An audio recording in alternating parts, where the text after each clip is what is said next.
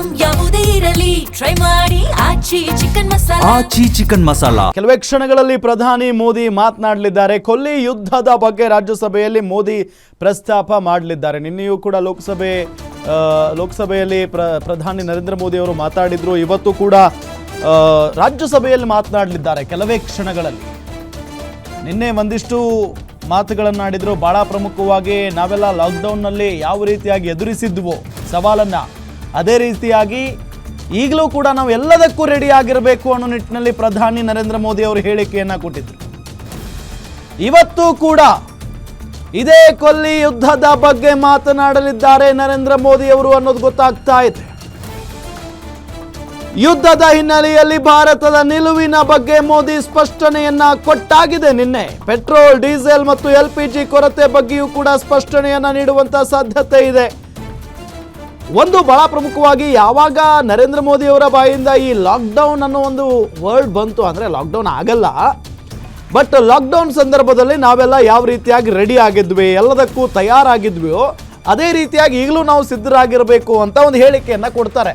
But ಅದು ಹೆಂಗಾಗ್ತಾ ಇದೆ ಅಂತ ಅಂದರೆ ಜನರ ಬಾಯಿಂದ ಬಾಯಿಗೆ ಲಾಕ್ಡೌನ್ ಮಾಡ್ಬಿಡ್ತಾರೆ ಅನ್ನೋ ಸುದ್ದಿ ಸುಮ್ಮನೆ ಸುಳ್ಳು ಸುದ್ದಿಗಳು ಹರಿದಾಡ್ತಾ ಇದ್ದಾವೆ. ಜೊತೆಗೆ ಪೆಟ್ರೋಲ್, ಡೀಸೆಲ್ ಸಿಗಲ್ಲ ಅನ್ನೋ ನಿಟ್ಟಿನಲ್ಲೂ ಕೂಡ ಚರ್ಚೆ ಆಗ್ತಾ ಇದೆ. ಹಾಗಾಗಿ ಈಗ ಎಲ್ಲ ಕಡೆ, ಈಗ ಬೆಳಗಾವಿ ಆಗಿರ್ಬೋದು, ಧಾರವಾಡ ಆಗಿರ್ಬೋದು, ನಮ್ಗೆ ಗೊತ್ತಿರೋ ಹಂಗೆ ಬೇರೆ ಬೇರೆ ಜಿಲ್ಲೆಗಳಲ್ಲಿ ಜನ ಬಡದಾಡ್ಕೊಳ್ತಾ ಇದ್ದಾರೆ. ಪೆಟ್ರೋಲ್ ಬಂಕ್ ಹತ್ರ ಪೆಟ್ರೋಲ್ ಡೀಸೆಲ್ಗಾಗಿ ದೊಡ್ಡ ದೊಡ್ಡ ಕ್ಯಾನ್ಗಳನ್ನು ತೆಗೆದುಕೊಂಡು ಬಂದು ಅದರಲ್ಲಿ ತುಂಬಿಸ್ಕೊಂಡು ಹೋಗ್ತಾ ಇದ್ದಾರೆ ಪೆಟ್ರೋಲ್ ಡೀಸೆಲ್ನ.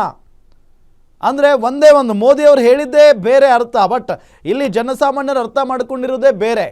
ಬಟ್ ಇದೆಲ್ಲದಕ್ಕೂ ಕೂಡ ಇವತ್ತು ಕ್ಲಾರಿಟಿ ಕೊಡುವಂಥ ಸಾಧ್ಯತೆ ಇದೆ ನರೇಂದ್ರ ಮೋದಿ ಅವರು. ಬಟ್ ನಿನ್ನೆನೇ ಭಾಳ ಸ್ಪಷ್ಟವಾಗಿ ಹೇಳಿದ್ದಾರೆ.